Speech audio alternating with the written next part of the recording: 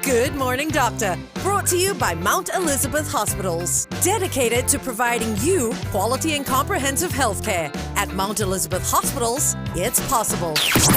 Waking Up Singapore. Gotta get up. The Big Show on Kiss 92. Gotta get up. Good morning, Singapore. Welcome to Good Morning Doctor. Today we welcome into the studio Dr Chan Chung Yip, General and Hepato-pancreato-biliary Surgeon from Mount Elizabeth Hospital. Good morning, Dr Chan. Good morning, everyone. Nice to Good be morning, Dr. Chan. You know that Hepato-pancreato-biliary is a term that we have not heard of ever. Yes. Can you tell us a little bit more about what that is? Yes, so it's a subspecialty of general surgery, and it's composed of three parts of the body. Hepato meaning the liver, pancreato meaning the pancreas, and biliary is the bile duct. So these are interconnected organs in the upper part of the abdomen, and this is a developing, rather new subspecialty of general surgery. Right. Did you hear that, Angel? It's biliary, not biliary. Who said biliary? She said biliary just now. Anyway, if we talk about liver, we have to address fatty liver. Yes. Now, what is fatty liver disease, doctor, and why is it so common among Singaporeans? Well, fatty liver disease is actually the common term for what's known as non-alcoholic fatty liver disease, and this is to distinguish it from alcoholic fatty liver disease, which similarly causes, accumulation of excess fats in the liver. It's common in Singapore. It's common in many parts of the world, mostly because of modern living, because we are eating more processed foods, refined carbohydrates, pure sugars, excess calories, getting obese. And as well as a sedentary lifestyle, less exercise. So it is a worldwide global phenomenon, fatty liver disease. So our hawker food can't be good for that. Can't be. Well, the government is trying. We are trying. The government Less is salt, trying to less sugar, less processed foods. More information about it. But certainly, cutting down on fats and refined carbohydrates will be beneficial. What sort of signs do I look for when it comes to fatty liver? Well, unfortunately, in the early phases of the disease, there wouldn't be too many signs. If any, a person might feel tired, just general fatigue. Occasionally, if there's inflammation of the liver, then there can be discomfort and pain in the upper part of the right side of the abdomen. But mostly in the early phases of disease, there may not be any signs. It's only later on when the disease becomes more progressive, severe, coming towards the end stage, which we call liver cirrhosis, then more signs will appear. So you feel it in the right side of the abdomen? Side, the upper part, right? Is it like an aching kind of feeling? Yeah, like a dull, aching, discomfort. Okay. The liver is on the right side of the abdomen. In fact, the liver is underneath the rib cage. So, if you feel your abdomen, you won't feel the liver most times. Yeah. It's only when it's enlarged that you feel it coming down below the rib Wow. cage. Would you be able to see like a bulge? Perhaps? Well, yeah, if That's it's thick enough. too late, right? Well, usually it's too late. That might indicate a cancer developing. Wow. Okay. Wow. I know you mentioned a healthy lifestyle and all that, but what else can we do to prevent a fatty liver disease? Well, essentially it's a lifestyle thing. So dietary modifications, exercise, again, because we know that it's caused by excess fats and it's coming through a diet. So taking more vegetables, more, complex carbohydrates, brown rice, whole wheat, kind of thing.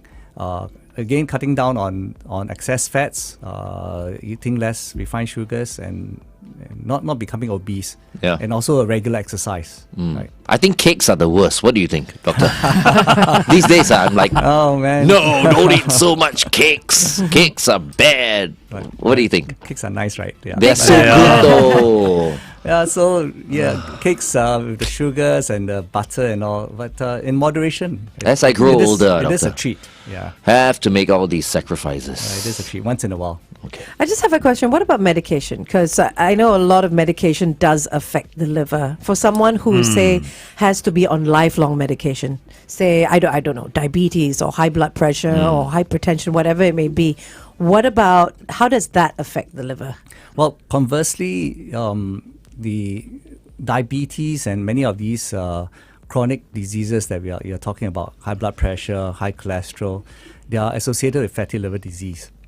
So by controlling these diseases with medication, getting optimal control will actually benefit and reduce the incidence of fatty liver disease. Yeah. Okay. So Yeah. all right. I'm on hypertensive medication because Yeah. my parents both are hypertensive. So I was actually given the option, like I told you, when I was when I went for my checkups and all that, and I decided, okay, I mean, just take it. And of course, I was monitored after that to see, if Can it you come off affected my it? kidneys or whatever. But I don't feel like I should, since Alright. I'm like, my lifestyle is not exactly the cleanest. Yeah. So but monitoring the blood pressure regularly, I think, is important, right, doctor? Absolutely, yes. And everything else. And everything else. Sugars and all. Yeah. Okay. Cholesterol. Okay, let's continue to talk to Dr. Chan on The Big Show TV. Meantime, here's TXT with Back for More on Kiss 92. The other question I'd like to ask you is, we were talking about medication and how it affects you. You walk into a pharmacy or whatever, and you have these rows and rows and rows of supplements, and it's liver this, you see liver that, and this is good, and all these livers. Should we even be bothering to take them? Well, the best thing we can do for liver in terms of fatty liver disease again is back to the basics. Basics, right? The diet. Yeah. Eating a very healthy diet. Many of these supplements, they might help. They might help to process some of these things, but none of these is going to cure a fatty liver disease. It's really down to the basics. Yeah.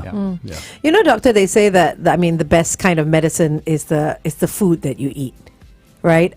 So for things like liver, actual like chicken liver, pork liver, whatever it is, they say it's a good source of iron. Then your vegetables are a good source of fiber. What kind of food is good for a healthy liver? Is there a food that sort of not regenerates, but sort of refreshes your liver in any way? Is that the right term to use? No food in particular would benefit the liver. Okay. Specifically. But again, the same message we are conveying is a balanced, healthy diet. Yeah. Okay. No magic then. No magic. I mean, if you think about it, yeah. Because the liver processes all everything. Yeah, it's the filter, isn't it? Kind of. So would you tell people like to eat less then? Is that the key? Well, you need sufficient calories. Right? The problem is that most times we take excess calories. Right. So it's definitely, again, moderation. Obesity is associated with fatty liver disease. A huge part of fatty liver disease is because of obesity. So for people who are already obese, then certainly cutting down on the calories, reducing the weight, is going to help. Okay. Question then comes to mind: does fatty liver disease at any point lead to liver cancer? Oh yeah, of course. The problem with fatty liver disease is that it can cause inflammation of the liver. With inflammation of the liver, the liver heals itself, but that also causes scarring, and this scarring is known as fibrosis. And it progresses through various stages, and in the final stage, it's called liver cirrhosis. Liver cirrhosis itself is the cause of liver cancer. So if you have fatty liver disease, and even without the cirrhosis itself, if severe fibrosis can already cause cancer. But certainly when it becomes cirrhotic, when the liver becomes cirrhotic, the chance of liver cancer is there. Liver cirrhosis was always, like when I was growing up, related to people who drank a lot. Every time you said someone has liver cirrhosis or passed away from liver cirrhosis, it was someone who had a lot of alcohol in their lifestyle. Is there a direct correlation still, or was there ever, between alcohol, drinking, and liver cirrhosis? Actually, it's timely that you should bring this up, because we were talking about non-alcoholic fatty liver just now. So now we'll talk about alcoholic fatty liver. Yeah, so there are many causes of liver cirrhosis. Okay. But the biggest cause, in the last, prior to this last 10, 20 years, would be from hepatitis B. But because of vaccination and the incidence of hepatitis B has decreased dramatically. But with that, we see the increase in non-alcoholic fatty liver disease, because it's associated with a modern lifestyle.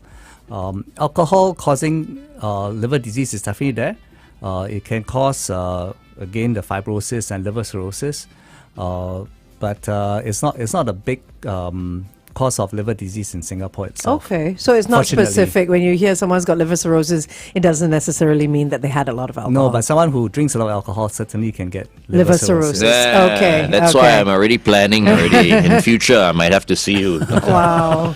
Unless, of course, maybe I change my lifestyle. But when I play golf, I drink so much, you see, that's it. The next 4 days, I'll be in Bangkok. you I'll get be a good drinking shot a and lot. you reward yourself. So, speaking of alcohol, I know you're not an alcohol expert, but then is there a particular alcohol that is good, better for the liver? Or that's worse. Yeah, because there's some. They say the dark alcohols are bad, the Yeah. light alcohols are better, red wine is okay you- for the can you heart believe and all that. Well, Can I choose not to answer this? no, since you're here, Like, the supermodels, for example, right? Which I consider myself. They will drink vodka Tequila. or tequila, the close to 0 calorie kind of, alcohols with, very, not the rich alcohols like your Aged. malt whiskeys Yeah. or your beers and stuff like that. So any truth yeah. to Alcohol is alcohol. alcohol's alcohol. oh. Too much of it in any form. Now, what happens to the liver when it absorbs alcohol? Oh, wait, hold on. 30 Did seconds to someone go on show- air. Okay. Yes. Okay, we'll go on air and I'll ask you that Yeah, question. that's okay? an interesting question.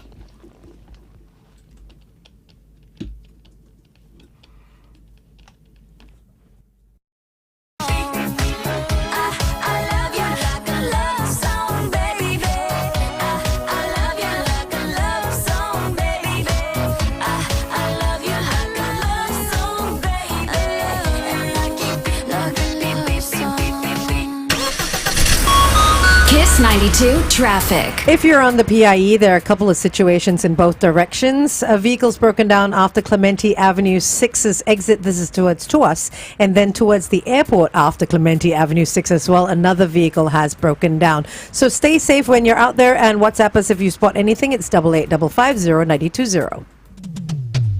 Good morning and welcome back to The Big Show and The Big Show TV. Our guest for this morning is Dr. Chan Chung Yip, General and Hepato-pancreato-biliary Surgeon from Mount Elizabeth Hospital. And we're talking about liver, non-alcoholic fatty liver, as well as, we're on the topic of alcohol right now. Yes, we are. We've swung it back to alcohol. That's right. So I was asking, Dr. Chan, if there is, a particular alcohol that is less harmful than other alcohols. Of course, doctor said no. Alcohol is alcohol. is alcohol. So my question now is, doctor, what happens to the liver when it absorbs alcohol? Yeah. Draw us a Yeah. picture. Well, alcohol is a toxin. Okay. And the liver is a very important organ in processing all these toxins that we introduce to ourselves, And when it gets brought to the liver, it will be broken down by the liver by various enzymatic reactions to byproducts that are excreted. So if too much of alcohol would overstress the machinery and causes again the inflammation and the deposition of fats in the liver. Okay. But moderate alcohol is moderate alcohol consumption is Moderate. He's just looking for approval. Approval, yeah. He's about to go to Bangkok. He's going to be drinking from like day No, to night. He's no, like, no, no. Because moderate is such a No, relative this term. has nothing to do with Bangkok. What is moderate? What's I'm moderate? asking this question because everyone who's listening to us right now, these days, right? What I mean, is- they love the alcohol. So what's moderate? That's like that's maybe the question. 1 drink or 2 drinks a day. A day. Let's say I love my stout, for example, right? Because I feel like it's got some benefits in it. That's the marketing. Yeah. So if I have like 1 stout a day, for example. Yeah, so again, like as with food, alcohol in moderation, it's generally okay. Okay. And the recommendation for males in the Asian population, less than 14 units a week. And for females, it's 7. 7, yeah. And binge drinking is worse than if you pace it out over the week. So if you take 3 or 4 drinks at one go, as compared to getting 1 Per stout, day, per day, it's going to be worse than. Oh. Even So though, you- even though okay. cumulatively is the same amount of alcohol. Right. So don't do it all on one day. Just space it out. I'm going to have a drink. Which today. means no. Everybody, bottoms up. No, don't do that. No. No, But yeah. I wanted to ask, you were talking about toxins, alcohol being one of them for the liver. So the others would be things like processed food, refined Yeah, sugar. yeah. What else should we stay away from? I know you said eat the healthy diet, but what should we stay away from? Well, generally these things are... These are the main yeah, ones. These are main ones. okay. You know, in a normal diet. Yeah. Okay. All right. Okay. Shall we go back on the Big Show TV and speak Do you more? want to go back on Yeah, the I Big Show do TV? because You we got so many questions to Yeah, ask. I'm not sure we have time. Let's go back on the Big Show TV then. It is 8:15. Kiss 92 Time Check brought to you by Poutier. I want to talk about liver cirrhosis, as you were saying just now. That's like you said. That's like the final stage. Can that ever be reversed? Well, no, not when it becomes cirrhotic. Yeah. In the early phases of fibrosis, Yeah. which is progressively towards cirrhosis, if you cut down on the alcohol, cut down on the fats, reduce your diet, reduce your weight, and things like this, they can be reduced, reversed somehow. But once it becomes established cirrhosis, then unfortunately there's no reversal. So once it becomes cirrhosis, then surgery is the only door open to you.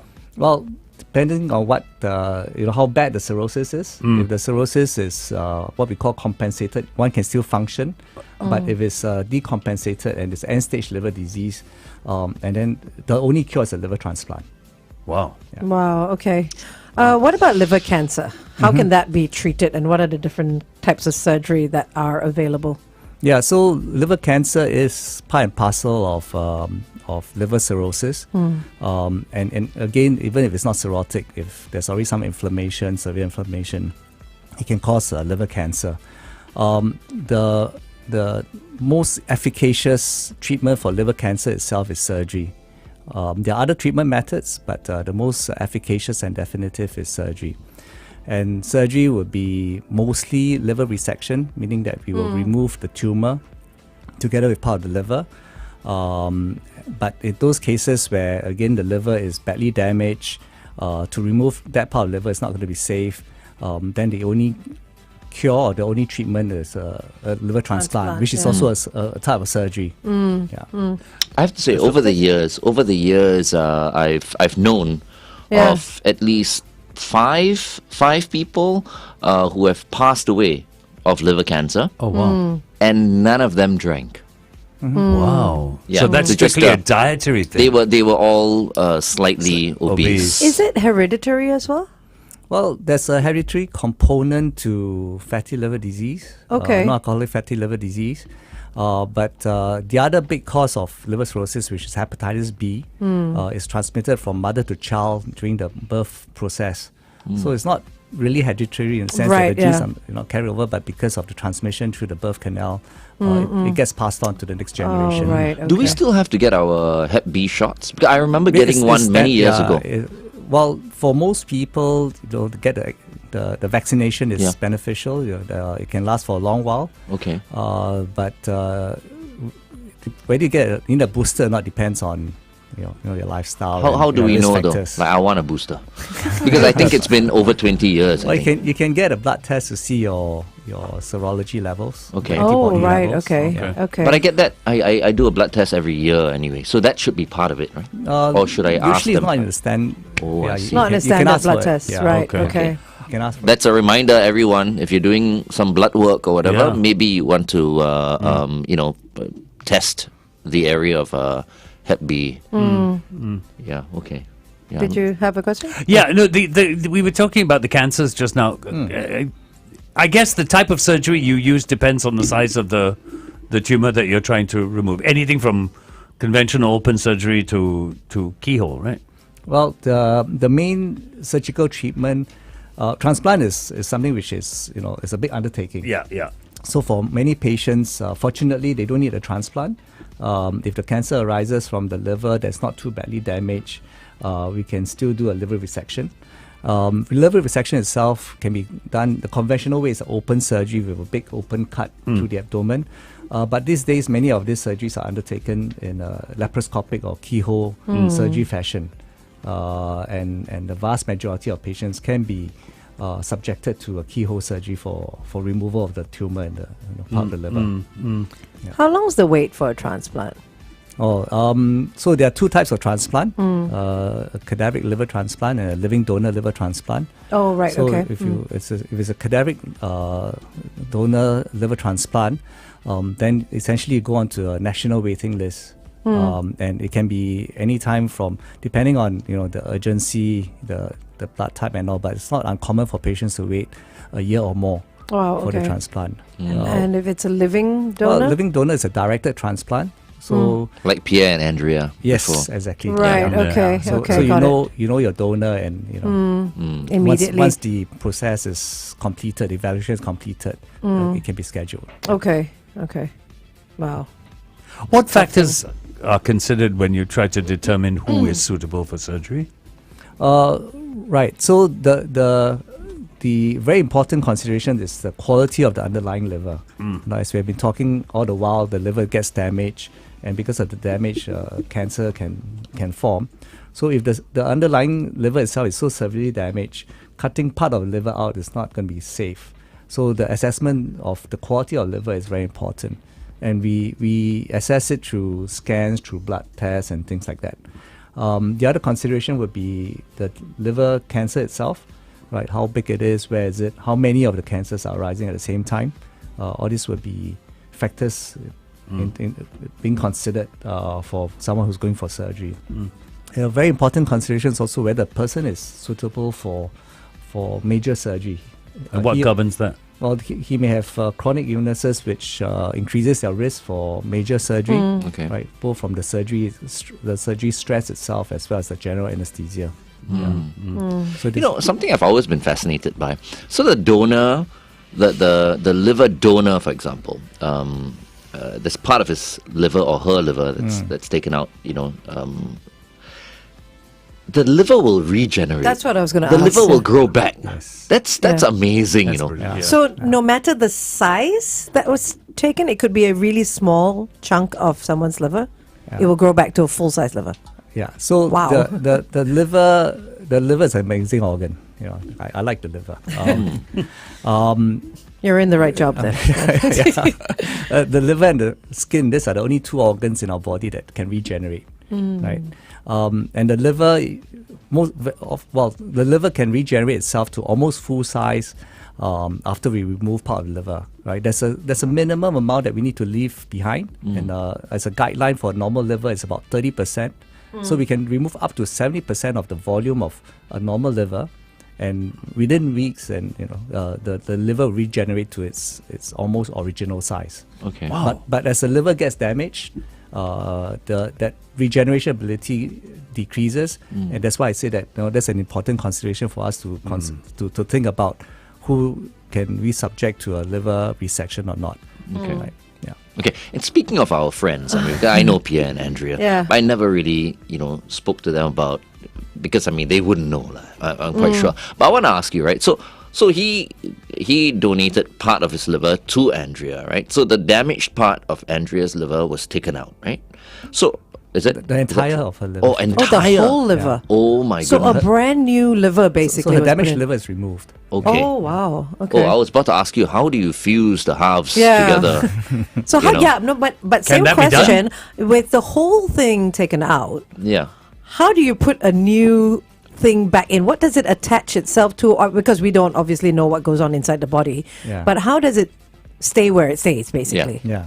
So essentially, the liver needs to, as with any organ, needs to receive blood supply. Yeah. And that blood supply has to find a way out of the organ, right? So the connection to the blood supply going into the liver, as well as connection to the blood, the blood has been taken Going away out, from going yeah. out, and then the last connection would be that of the bile duct, which is a very essential part of the liver anatomy. And so it's essentially connecting these 3-4 things. Tubes, basically, Yeah. to that one chunk Yeah. of new liver. That's right. There are two blood vessels that go into the liver. So if you count it as 2, 1 going out, 3 plus the bile duct is 4. Oh, Right. wow. Wow. Okay. So that's essentially what holds it in place as well, is those tubes. Yes, kind of. Yeah. Okay. You Wow, doctors okay. and surgeons are so Amazing, right? Such a blessing to the world. Yeah. I feel so useless. What did you do today? I just talked. All right. Sabrina Carpenter is next. This is... sorry. No, we're no. going back on, On air, See- yes. See what I mean? See what I mean when I say I'm useless? Okay, we're going back On air. on air. Woke up this morning, thought I'd write a pop hit. How quickly can you take your clothes off? Pop quiz. Kiss 92 traffic. All right, if you're on Upper East Coast Road heading into the city, look out after Bedok South Avenue 1 because an accident was reported about 10 minutes ago. Avoid the left lane. Let us know if you spot anything. It's 885550 Welcome back to The Big Show and The Big Show TV. We've been speaking to Dr. Chan Chung Yip, General and Hepato-pancreato-biliary Surgeon from Mount Elizabeth Hospital. It's been very enlightening this morning. Very. Thank you once again for joining us. Thank you for having me. So when we talk about the surgeries, we were talking about keyhole surgery. I mean, the advantages to keyhole surgery is, I guess, healing is quicker. Less scarring. Less as well. scarring. But what other advantages are there to doing it keyhole? Yeah, so absolutely right. Healing is much faster. Yeah. The length of stay in hospital is shorter. Cosmesis outcome is excellent.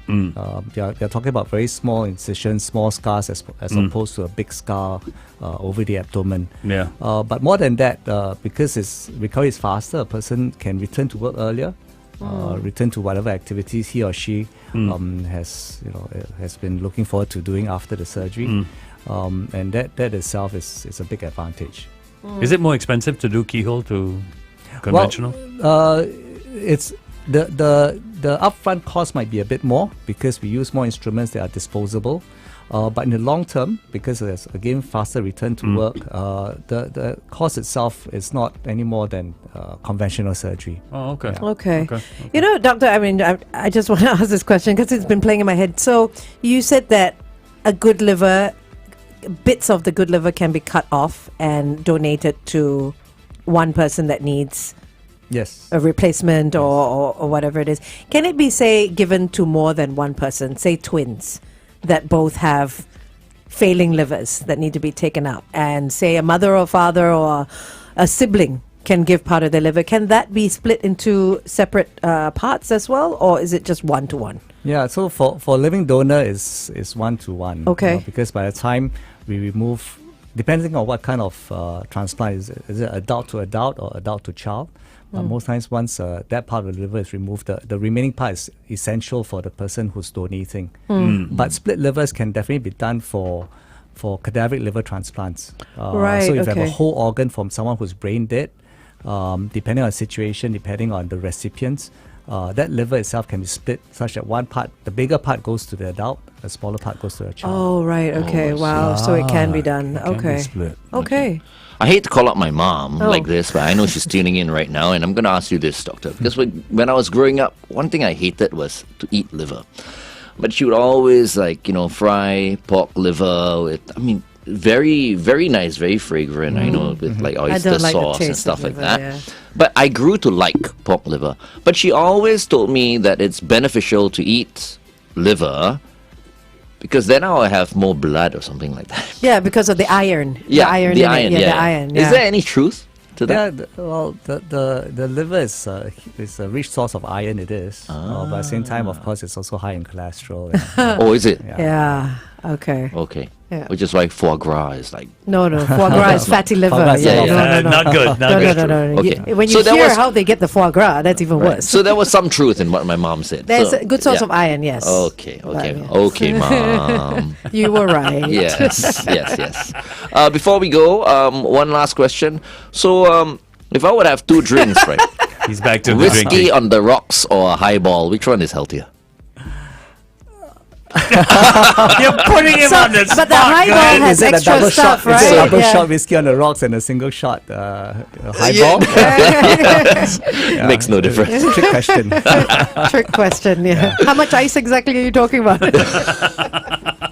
We're just having a little bit of fun here with Dr. Chan. Thank you very much, Doctor, for tuning in right Right. now. Thank you. For joining us. Right. Thank you so much for having me again. Right. Thank you, Doctor. And thank you very much for tuning in to Good Morning Doctor. And we just want to say, love your liver. It's the only one you've got. All right. Thanks for tuning